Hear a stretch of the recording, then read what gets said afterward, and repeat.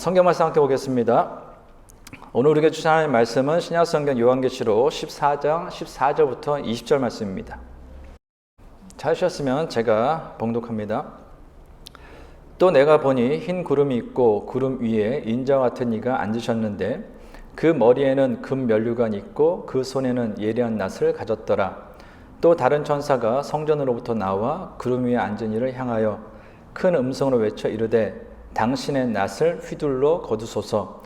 땅의 곡식이 다 익어 거둘 때가 이르렀음이니이다 하니 구름 위에 앉으신 이가 낫을 땅에 휘두르매 땅의 곡식이 거두어지니라. 또 다른 천사가 하늘에 있는 성전에서 나오는데 역시 예리한 낫을 가졌더라.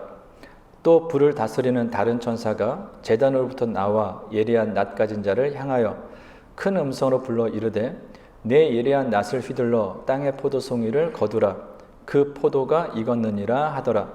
천사가 낫을 땅에 휘둘러 땅의 포도를 거두어 하나님의 진노의 큰 포도주 틀에 던짐에 성 밖에서 그 틀이 밟히니 틀에서 피가 나서 말 굴레까지 닿았고 1600 스타디온에 퍼졌더라. 아멘. 오늘은 두 종류의 추수라는 제목으로 하나님 말씀 대언하겠습니다. 오늘 본문은 곡식 추수와 포도 수확이라는 두 종류의 추수에 대해서 이야기하고 있습니다. 그런데 오늘 본문에 나오는 이 두 종류의 추수는 요엘서 3장에 나오는 예언을 좀 배경으로 하고 있습니다. 요엘 3장 13절입니다. 너희는 낫을 쓰라. 곡식이 익었도다. 와서 밟을지어다. 포도주 틀이 가득히 차고 포도주 독이 넘치니 그들의 악이 크미로다. 이 구절을 둘로 나누어서 전반부는 오늘 보면 14절에서 16절에 곡식을 거둬들이는 추수로, 후반부는 오늘 보면 17절에서 20절에 나오는 포도를 수확하는 추수로 보여주고 있는 것입니다. 오늘 보면 14절입니다. 또 내가 보니 흰 구름이 있고 구름 위에 인자와 같은 이가 앉으셨는데 그 머리에는 금 면류관이 있고 그 손에는 예리한 낫을 가졌더라. 사도 요한은 환상 중에 인자와 같은 이를 보았습니다. 모든 성경이 그렇지만 우리가 요한계시록을 보면서 특별히 좀 기억해야 될 것이 하나 있는데, 요한계시록은 하나님께서 들려주시고 하나님께서 보여주신 것을 사도 요한이 기록하였다라는 거예요. 근데 이것은 나아가면은 요한계시록뿐만 아니라 창세기부터 요한계시록에 있는 모든 성경은 다 하나님의 계시예요. 왜 하나님의 계시냐? 하나님께서 들려주시고 하나님께서 보여주신 것을 기록하였기 때문에 하나님의 계시라고 하는 거거든요. 그래서 우리가 성경을 볼 때는 반드시 기억해야 될 것이 있습니다. 내가 듣고 싶은 것, 내가 보고 싶은 것만 봐서는 절대로 안 된다는 거예요. 성경은 내가 보고 싶고 내가 듣고 싶은 것을 듣고 보는 것이 아니라 하나님께서 들려주시는 것을 보고 하나님께서 보여주시는 것을 보려고 하는 것이 바른 믿음의 자세다라는 것입니다. 그럼에도 사람들 중에서는요, 성경을 보면서 내가 듣고 싶은 것만 듣고 내가 보고 싶은 것만 보려는 사람들이 있어요. 이 사람들이 성경을 보는 이유는 단 하나입니다. 그 말씀대로 살려고 하는 것이 아니에요. 오히려 내가 하는 말과 내가 하는 행동을 합리화시키기 위해서 성경을 단지 이용할 뿐이다 라는 것이죠. 그러다 보니 이런 사람들은 아무리 오랫동안 신앙생활하고 성경을 읽고 묵상하고 연구하고 설교를 들었다 할지라도 신앙이 성장하지 못해요. 왜? 내가 듣고 싶은 것만 들으니까요. 내가 보고 싶은 것만 보려고 하니까요. 이 사람들의 가장 큰 특징은 하나입니다. 내가 성경보다 위에 있다는 거예요. 그러니까 내가 듣고 싶은 것만 들려고 하죠. 내가 보고 싶은 것만 보려고 하죠. 만약에 내가 어리석은 사람입니다. 나는 피조물에 지나지 않습니다. 라는 겸손한 마음이 있다면 성경에 들려주는 대로 듣죠. 하나님께서 보여주신 대로 보죠. 근데 그렇지 않으니까 내가 성경보다 낫다, 내가 더 높은 지식이 있다, 학식이 있다 라고 생각하니까 성경을 성경 그대로 보지 못하는 거예요. 그래서 이런 분들은 아무리 성경을 읽어도 바른 신앙을 생활하는 것이 아니라 이런 분들이 사입이나 이단으로 빠질 확률이 높다라는 것입니다. 그래서 성도님들이 신앙생활 할 때 늘 언제나 기억하실 게 있어요. 이게 사실 신앙생활 처음 할 때는 큰 우려가 없습니다. 근데 신앙의 연수가 쌓이고 성경을 좀 알고 성경을 좀 들었다면 그때부터 문제가 생기는 것이 내가 성경을 안다라는 거예요. 그것도 시간이 좀 지나면 너무 잘 안다라는 거예요. 그러니까 교만한 마음이 생기는 겁니다. 오히려 곡식은 이것으로 고개를 숙인다라는 말이 있지 않습니까?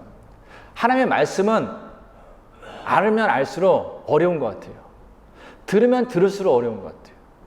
신앙의 연수가 쌓이면 쌓일수록 그 말씀의 깊이는 한이 없는 것 같습니다. 끝이 없는 것 같아요. 그래서 내가 말씀을 다 알아. 이것이 정답이야 라고 이야기할 수는 없다라는 것입니다. 그러므로 바라건대 사랑하는 성도님들 모두 늘 언제나 말씀 앞에서 겸손해지고 합니다. 그 겸손함으로 하나님께서 들려주시는 그 들려오는 말씀을 듣고 보여주시는 것을 보므로 우리가 좀 바른 신앙으로 성숙해지고 바른 믿음으로 살아가기 원합니다. 그래야 이 어두워져가는 세상 가운데서 그리스도인이 교회가 빛이 된다, 소금이 된다라고 이야기할 수 있지 않겠습니까? 사도 요한의 환상 중에 인자 같은 이를 보았는데 그 인자 같은 이는 이 땅에 다시 오실 예수 그리스도를 의미합니다. 그런데 사도 요한은 자신이 본 예수님에 대해서 다음에 세 가지로 표현하고 있습니다. 첫 번째는 예수님이 지금 어디에 있으십니까? 흰 구름 위에 계세요. 흰 구름은 성경에서 거룩과 영광을 의미합니다. 그러면 예수님께서 흰 구름 위에 앉아 계시다라는 것은 예수님의 거룩하심과 신적인 영광을 나타내는 거예요. 두 번째로 예수님 머리에 무엇이 있습니까? 금 면류관을 주셨어요. 금 면류관은 왕이 쓰는 왕관으로 통치와 승리를 상징합니다. 그러므로 재림하시는 예수님께서 금 면류관을 쓰셨다라는 것은 예수님께서 만유의 통치자요 이 땅의 완전한 심판자로 다시 오신다라는 의미입니다. 세 번째로 예수님의 손에 무엇이 들려 있습니까? 낫이 들려 있어요. 낫은 추수할 때 쓰는 거죠. 그렇죠? 그러니까 예수님의 손에 낫이 들려 있다라는 것은 추수 때가 가까웠다라는 거예요. 그래서 구약과 신약을 보면은 이 추수 때라는 것은 하나님의 심판을 이야기합니다. 근데 잘 보시면요. 예수님이 들고 있는 그 낫을 그냥 낫이라고 이야기하고 있지 않아요. 무슨 낫이라고 그랬죠? 예리한 낫이라고 그래요. 낫이 언제 예리해질까요? 농부가 평상시엔 낫을 그냥 두겠죠. 그런데 언제 이 무뎌진 낫을 갈기 시작하겠습니까? 추수 때가 가까워지면 이 무뎌진 낫을 가는 거예요. 왜? 추수해야 되니까. 그러니까 예수님께서 지금 예리한 낫을 가지고 계시다라는 것은 추수 때가 곧 다가왔다라는 겁니다. 즉 하나님의 심판이 가까웠다라는 것을 보여주시는 것이죠. 오늘 보면 15절입니다. 또 다른 천사가 성전으로부터 나와 구름 위에 앉은 이를 향하여 큰 음성으로 외쳐 이르되 당신의 낫을 휘둘러 거두소서 땅의 곡식이 다 익어 거둘 때가 이르렀음이니이다 하니 다른 천사가 지금 예수님께 외칩니다. 당신의 땅의 곡식이 다 익어 거둘 때가 이르렀으니 어떻게 하라고요? 당신의 예리한 낫을 휘둘러 거두어 달라라는 거예요. 여기서 곡식은 성도를 의미합니다. 그러므로 곡식이 다 익었다는 건 뭘까요? 복음이 이 땅에 모두 전파됐다는 거예요. 이 땅에 복음이 모두 전해져서 하나님의 택한 백성들, 즉 성도들의 수가 다 찼다라는 것입니다. 그런데 지금 예수님께 나와서 예수님, 당신의 땅에 곡식들이 다 익었으니 당신의 예리한 낫을 거두십시오 라고 말하는 이 천사가 어디에서 나왔습니까? 어디로부터 나왔죠? 성전에서 나왔어요. 성전. 성전에서 나왔다는 건 뭐예요? 이 천사가 성부 하나님으로부터 메시지를 받아서 지금 성자 예수님께 그 메시지를 전달했다라는 것입니다. 무엇을 얘기하는 겁니까? 예수님께서 심판이 시작할 때에 대해서 하나님으로부터 메시지를 받아서 행하신다라는 거예요. 왜냐하면 마가복음 13장에서도 이야기했던 것처럼 마지막 심판의 때는 예수님도 모르시고 오직 하나님만이 아시기 때문입니다. 그러면 생각해 보세요. 예수님께서도 마지막 심판의 때에 대해서는 하나님으로부터 메시지를 받아서 행하셨습니다. 이것이 우리에게 주는 메시지가 무엇입니까? 믿음이라는 것은요, 하나님의 때를 기다리는 거예요. 믿음이라는 것은 하나님의 뜻을 행하는 것이다 라는 거예요. 이사야 55장 8절 9절입니다. 이는 내 생각이 너희의 생각과 다르며 내 길은 너희의 길과 다름이니라. 여호와의 말씀이니라. 이는 하늘이 땅보다 높음 같이 내 길은 너희의 길보다 높으며 내 생각은 너희의 생각보다 높음이니라. 아멘. 우리가 하나님을 하나님으로 인정한다면 내 생각이나 내 계획보다 하나님의 생각과 하나님의 계획이 더 완전하고 더 크고 더 높음을 인정할 수밖에 없습니다. 그렇죠? 그러니까 하나님의 때를 기다리는 거, 하나님의 계획을 인정하는 거, 하나님을 생각하는, 인정하는 것이 믿음인 거예요. 물론 처음 신앙생활 시작할 때, 초신자일 때는 하나님 앞에 나와서 기도하는 것이 늘 이럴 수 있어요. 하나님, 내가 원하는 것을 이루어 주옵소서. 내가 원하는 것을 주옵소서 라고 할 수 있어요. 왜요? 믿음이 연약하니까요. 그리고 내가 원하는 대로, 내가 이루고자 하는 대로 이루어지지 않으면 하나님한테 불평하고 불만할 수 있습니다. 왜요? 믿음이 연약하니까요. 어린 아이들이 어릴 때는 자기가 원하는 거 이루지 못하면 어떻게 하면 막 떼를 쓰잖아요. 마트 가서도 내가 원하는 저 인형 있는데 안 사주면은 막 떼를 쓰지 않습니까? 어떤 애는 막 눕잖아요. 근데 그게 10살이 지나고 20살이 되고 30살이 되고 40이 되고 50이 됐는데도, 예? 늙으신 어머니 붙잡고 가면서 엄마 나 저거 갖고 싶어. 안 사주면 나 진짜 안 갈 거야. 밥 안 먹고. 이거면은 애 때야 귀여워서라도, 예? 한다고 하지만 나이 들었어도 그러면 이거는 말이 안 되는 거죠. 신앙생활도 동일한 거예요. 처음에 신앙생활 할 때는 하나님한테 무엇이 필요해서 어려움이 있어서 나올 수 있습니다. 그리고 그로 인해서 은혜를 받아가지고 응답받아서 기쁨 가운데 신앙생활을 할 수 있어요. 근데 말씀을 듣고 예배를 드리고 신앙의 연수가 1년, 2년 쌓입니다. 그럼에도 불구하고 오랫동안 신앙생활을 했습니다. 여전히 하나님께 내가 원하는 대로, 내가 뜻하는 대로, 내 계획한 대로 이루어지려고 하면은 이건 어린아이 수준의 신앙인 거예요. 젖먹이 같은 신앙이다라는 것입니다. 신앙은 신앙의 연수가 쌓이고 말씀을 듣고 예배를 드리고 기도하면서 주님을 알아간다라는 것은 결국 하나님 앞에 내 생각과 내 계획을 좀 다 내려놓을 수 있어야 됩니다. 왜요? 내 계획보다 하나님의 계획이 완전하니까요. 내 뜻보다 하나님의 뜻이 더 높으시니까요. 내가 나를 사랑하는 것보다 하나님께서 나를 더 사랑하시니까요. 그래서 성숙한 믿음을 가진 사람은요, 하나님 앞에 다 내려놓습니다. 그래서 그 믿음에서 인생을 돌아보면 감사할 밖에 없는 거예요. 그래서 그 믿음으로 보면요, 내가 오늘 처해 있는 상황이 아무리 안 좋다 할지라도요, 하나님에서 소망하고 기대할 수밖에 없는 것입니다. 바라는데 사랑하는 성도는 모두 인생을 살면서 뜻하신, 계획하신 것들이 있을 거예요. 그러나 하나님 것과 내 것이 부딪히면 내려놓으세요. 하나님 것과 내 것 부딪혔을 때 싸우면요, 결국 내 것 더 잃고 더 맞고 포기할 수밖에 없습니다. 왜? 그것이 나에게 유익하기 때문인 거예요. 이제 성부 하나님으로부터 마지막 때와 시기에 이뤘음을 아신 그 예수님께서, 전달받으신 그 예수님께서 가지신 그 예리한 낫을 휘둘러 추수를 하십니다. 오늘 보면 16절입니다. 구름 위에 앉으신 이가 낫을 땅에 휘두르매 땅의 곡식이 거두어지니라. 예수님께서 낫을 땅에 휘두르자 어떻게 돼요? 곡식이 거두어졌습니다. 여기서 예수님께서 곡식을 추수하는 것, 이것은 하나님 나라의 알고 계신 성도들을 불러 모으는 거예요. 이처럼 예수님께서 곡식을 추수하는 이 첫 번째 추수는 무엇을 얘기하냐? 하나님의 백성된 성도들의 그 구원을 완성하는 것이다 라는 것입니다. 이제 사도 요한은 두 번째 추수인 포도 수확에 대해서 증거합니다. 오늘 17절, 18절입니다. 또 다른 천사가 하늘에 있는 성전에서 나오는데 역시 예리한 낫을 가졌더라. 또 불을 다스리는 다른 천사가 제단으로부터 나와 예리한 낫 가진 자를 향하여 큰 음성으로 불러 이르되 내 예리한 낫을 휘둘러 땅에 포도송이를 거두라. 그 포도가 익었느니라 하더라. 또 다른 천사가 성전에서 나왔어요. 그는 무엇을 가졌어요? 예수님과 동일한 예리한 낫을 가졌습니다. 심판의 때 추수때가 가까웠다는 거죠. 근데 이 예리한 낫을 가지고서 무엇을 추수하기 위해서 나온 천사입니까? 포도를 수확하게 나온 천사예요. 자 보세요. 포도 추수와 앞에서 본 곡식 추수와는 가장 큰 차이점이 하나 있습니다. 예리한 낫으로 추수하는 건 동일해요. 물론 포도랑 곡식은 차이는 있죠. 근데 가장 큰 차이는 뭘까요? 곡식 추수는 예수님께서 직접 하신다는 거고 포도 추수는 천사가 한다는 거예요.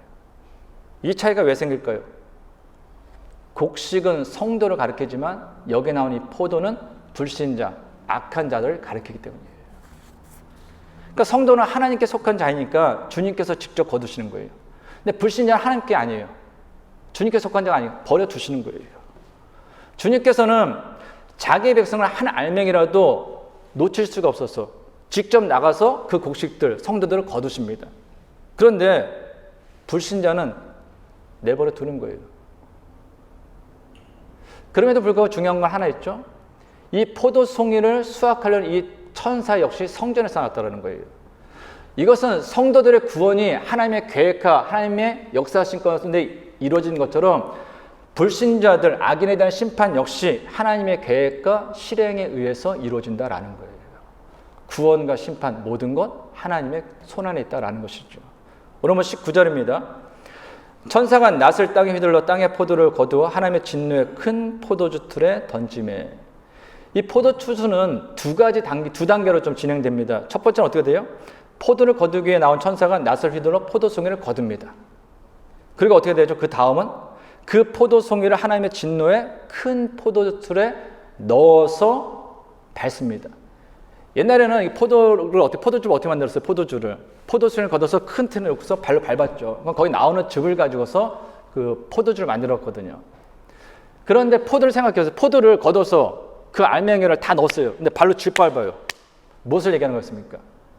포도송이를 짓밟는다는 하나님의 심판을 얘기하는 겁니다. 그 결과가 어떻게 나타나냐? 오늘 2절입니다. 20절입니다. 성 밖에서 그 틀이 밟히니 틀에서 피가 나서 말 굴레까지 닿았고 1600 스타디온에 퍼졌더라. 근데 여기 보면요.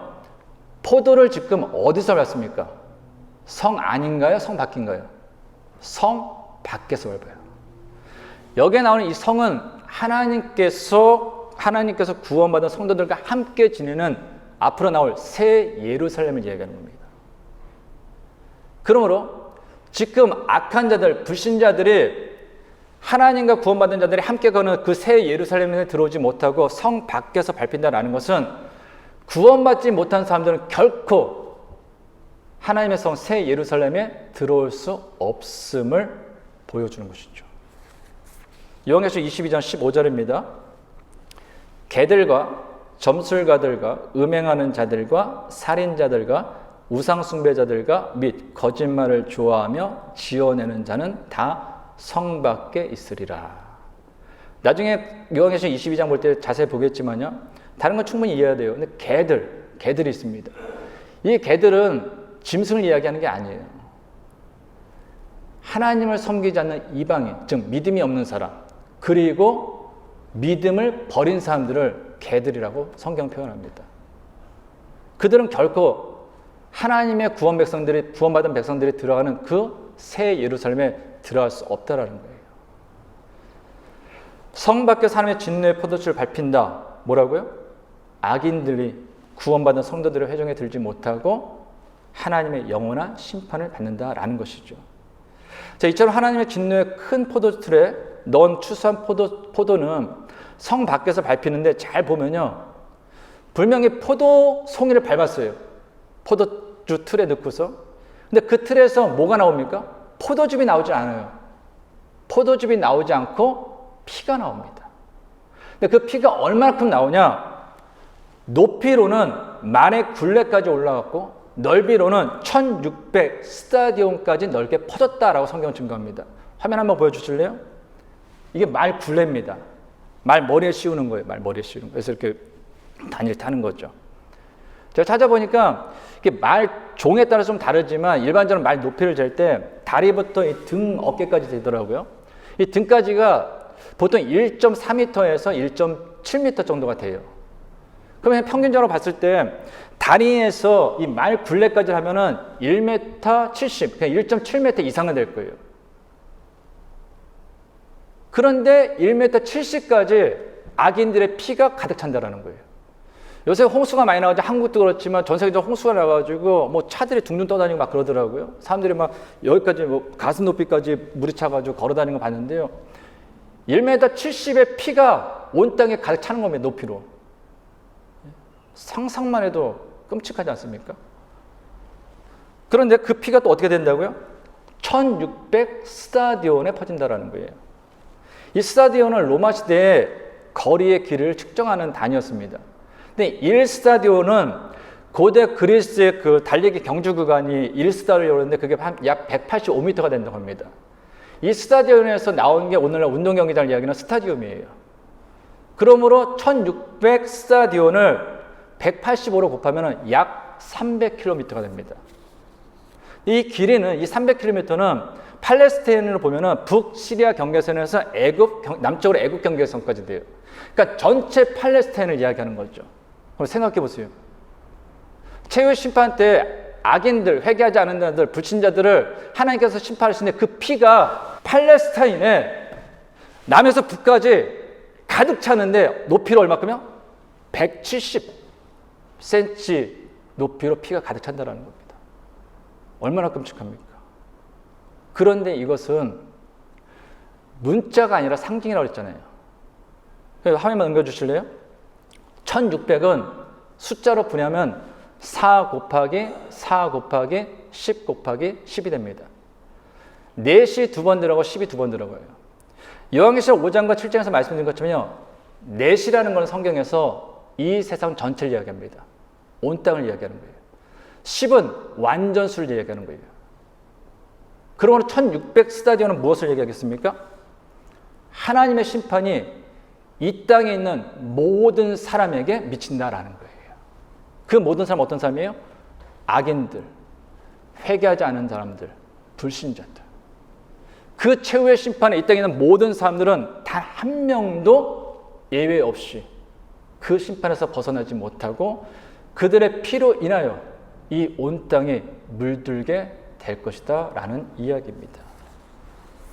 이처럼 포도수확은 회개하지 않은 악인에 대한 심판을 이야기하는 거예요. 지금까지 살펴본 것처럼 오늘 본문에 나오는 곡식추수와 포도추수, 이 두 종류의 추수는 최후 심판에 있을 성도에 대한 구원과 악인에 대한 심판을 이야기합니다. 예수님께서도 마태복음 13장에서 씨 뿌리는 비유를 통해서 이와 같은 사실을 말씀하셨어요. 집주인이 밭에 좋은 씨를 뿌렸습니다. 근데 사람들이 잘 때 원수가 와서 가라지, 그러니까 잡초를 거기다 이제 덧뿌리고 가버려요. 그러니까 시간이 지나니까 어떻게 됩니까? 주인은 분명히 좋은 씨를 뿌렸는데 원수가 와가지고 잡초를 뿌렸으니 좋은 곡식과 잡초가 같이 자라는 거예요. 그걸 본 하인들이 주인을 찾아와가지고 주인님 지금 좋은 곡식이 자라고 있는데 저 잡초들이 있으니까 저 잡초 뽑아버리면 어떻겠습니까? 라고 허락받으려고 옵니다. 그러니까 주인이 이렇게 얘기해요. 야, 놔둬라. 괜히 잡초 뽑다가 좋은 곡식까지 뽑힐 수 있으니까 둬. 내가 나중에 추수 때가 되면은 저 잡초는 뽑아가지고 불에다 집어 던지고 이 알곡은 내가 내 곳간에 넣겠다. 이렇게 얘기하시거든요. 마태복음 13장 29절 30절입니다. 주인이 이르되 가만두라. 가라지를 뽑다가 곡식까지 뽑을까 염려하노라. 둘 다 추수 때까지 함께 자라게 두라. 추수 때 내가 추수꾼들에게 말하기를 가라지는 먼저 거두어 불사르게 단으로 묶고 곡식은 모아 내 곳간에 넣으라 하니라. 여기서 가라지가 누구예요? 불신자입니다. 곡식은 성도예요. 마지막 때 최후의 심판이 오기 전까지는 이 땅에 성도와 불신자가 같이 있다는 거예요. 성도와 악한 자가 같이 있다는 거예요. 왜요? 성도가 다칠까 봐. 하나님께서 당신의 독생자 예수 그리스도의 피값으로 구한 그 성도가 다칠까 봐 가라지 두라는 거예요. 잡초 두라는 거예요. 그러나 마지막 그날에는 어떻게 해요? 가라지로 비유되는 그 악한 자, 불신자는 모두 지옥불에 던지고 알곡인, 천국의 알곡인 성도들은 하나님의 곳간, 하나님 나라를 인도한다라는 것이죠. 완전한 완성을 이룬다라는 것입니다. 이것을 하나님께서 사도 요한에게 두 종류의 곡식을 통하여서 두 종류의 추수를 통해서 마지막 날에 있을 최후의 심판에 대해서 보여주신 것이 오늘 본문입니다. 그 다음 한번 생각해 보세요. 이 말씀을 사도 요한을 통하여서 전달받은 초대교회 성도들은 위로를 받았을까요? 아니면 절망했을까요? 당연히 위로를 받았겠죠. 우리가 계속 말씀드린 것처럼 초대교회 성도들은 이 당시 로마 황제와 로마 제국으로부터 이루 말할 수 없는 핍박과 박해받았습니다. 하루하루가 지옥과 같았을 거예요. 처음에는 하나님이 계시니까, 살아계신 하나님이니까, 의로우신 하나님이니까 얼마 지나지 않아서 로마 황제, 로마 제국을 무너뜨리고 우리 구원해 주시겠지라는 기대를 가졌을 것입니다. 근데 고난의 기간이 1년이 지나고 5년이 지나고 10년이 지나도 끝나지가 않아요. 64년 네로 황제로부터 시작된 기독교 박해가 무려 313년 콘스탄티누스에서 기독교 공인이 이루어질 때까지 무려 250년 이루어집니다. 초기 교회 기독교 박해가 10년, 20년, 50년, 100년이 아니에요. 무려 250년 동안 지속됐다라는 거예요. 그 역사를 더 길게 보면 오늘날까지 이어지죠. 그러니 어떻겠습니까? 초대교회 성도들. 시간이 지나는데 점점 더 악한 자들은 더 강해지는 것 같아요. 악한 자들은 더욱더 잘 살아가는 것 같아요. 나는 믿음을 지키려고 카타콤에도 숨어서 드리고 믿음을 지키기 위해서 경제적인 불이익도 당하면서 지냈는데 이게 내 구원받지 않는 거예요. 해결이 안 나는 거예요. 그럼 그 마음속에 의심이 생길 수 있겠죠. 의로우신 하나님이 계시면 어떻게 악한 자가 더 강성해지고 의로운 자는 이렇게 힘들고 어려운 삶을 살 수 있을까? 의심이 생겼을 것입니다. 그로 인해서 시간이 지나면서 어떤 사람들은 믿음이 흔들렸을 것이고 어떤 사람들은 믿음이 버리는 사람도 있었을 것입니다. 그런데 그들에게 하나님께서 메시지를 주시는 거예요. 너 지금만 보지 말라라는 거예요. 내가 너에게 최후에 있을 이 땅의 마지막 거에 대해서 보여준다는 거예요. 그 최후가 뭡니까? 지금 가라지와 같이 풍성하게 자라는 것 같은 가라지같이 질기게 자라는 것 같은 거 결국 최후에는 다 거두어 불에 던져질 것이라는 것입니다. 그 피가 그들에 의해서 흘렸던 수많은 의인들의 그 피를 대신할 정도로 그들의 피가 이 땅에 적셔질 것이라는 것입니다. 그리고 끝까지 믿음을 지켰던 하나님의 성도들은 하나님 나라로 인도한다라는 것입니다. 이 메시지를 들었을 때 초대교회 성도들은 위로를 받고 소망 가운데 끝까지 믿음을 지킬 수 있었던 거예요. 그렇다면 이것은 오늘을 살아가는 우리들에게도 하나님께서 동일하게 주신 메시지 아닙니까? 어떠세요? 오늘 살아가시면서 세상에 합리해 보이십니까? 합리적으로 보이십니까? 세상을 살면서 거짓말 안 하고 정직하게 살고 법을 다 지키고 성실하게 살고 하나님 말씀대로 살면 어떤 기대가 생기십니까? 내가 수고한 만큼 열매도 얻을 수 있어. 나도 좀 더 좋은 차 타고 좀 더 좋은 집 살고 부자로 살 수 있어 라는 기대가 생기십니까?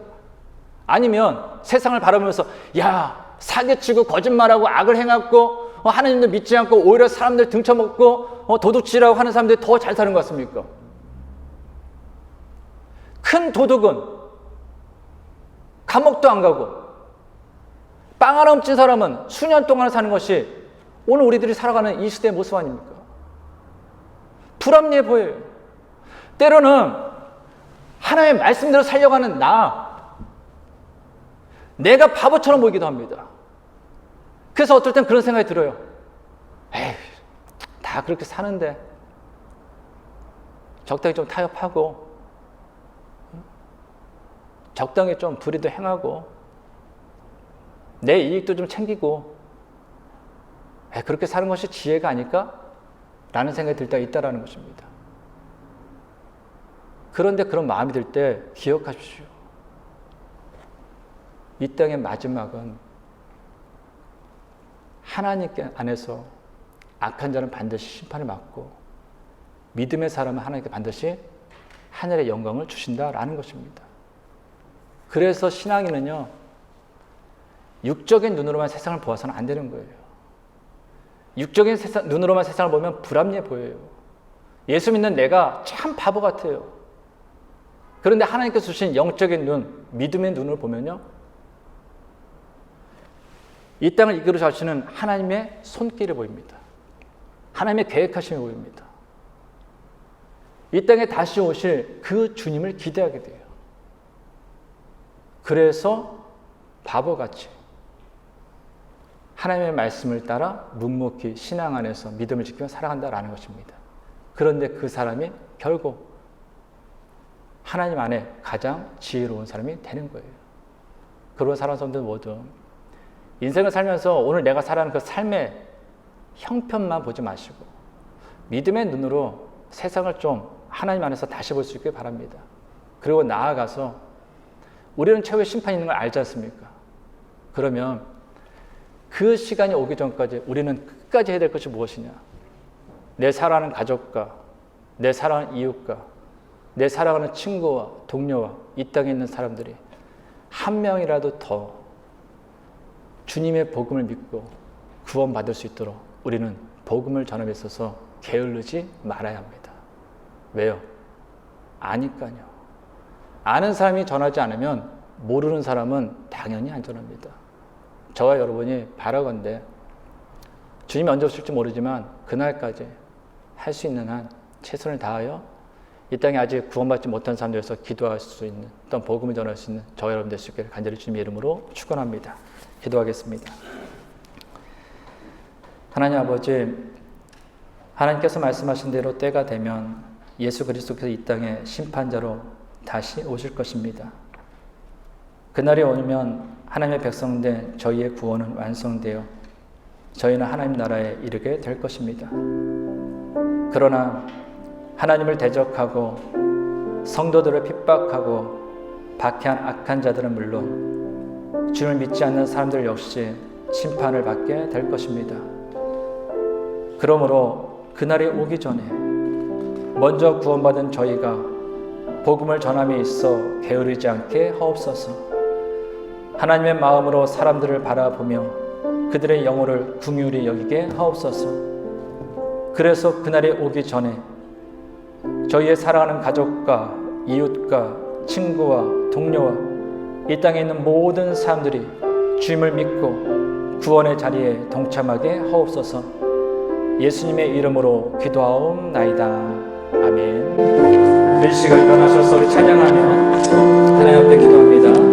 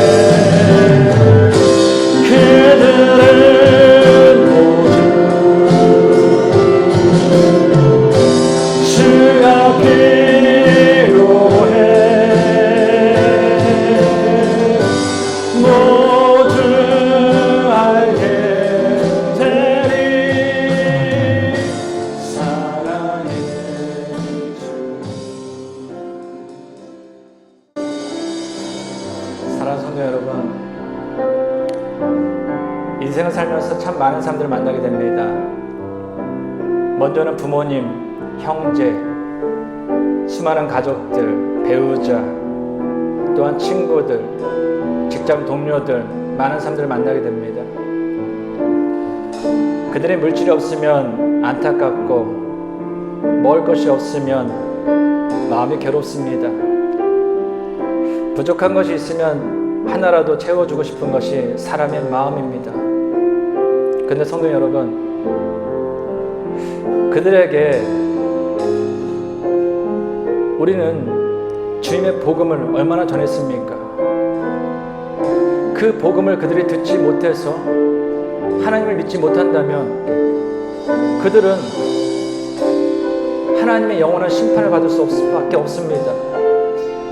그래서 하나님께서 우리들에게 복음을 전해주시고 믿음을 갖게 하시고 수많은 사람들을 만나게 하신 것입니다.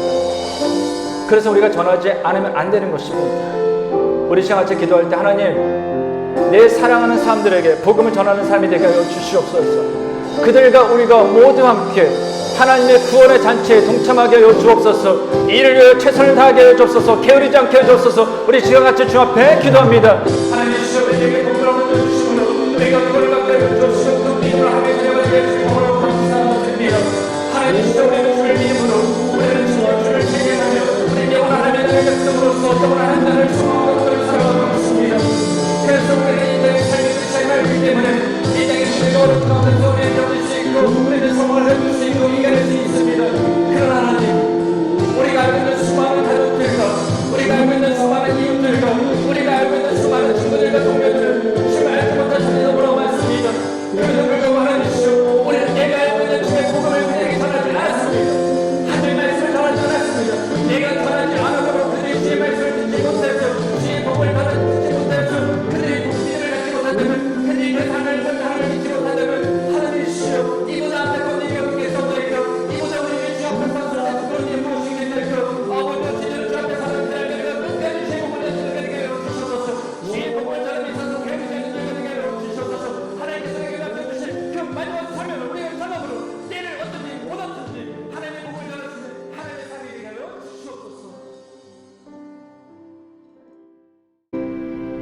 이제는 우리 주 예수 그리스도의 은혜와 하나님의 크신 사랑과 성령님의 교통하심이 먼저 구원받은 하나님의 자녀로서 하나님의 마음으로 사람들을 바라보며 그들의 영혼을 긍휼히 여기며 복음을 전함에 있어 게으르지 않고 주님께서 오시는 그날까지 최선을 다하여 복음을 전하길 원하는 모든 성도들과 가정과 세우친 기업 위에 이제로부터 영원까지 함께 하시기를 간절히 축원하옵나이다.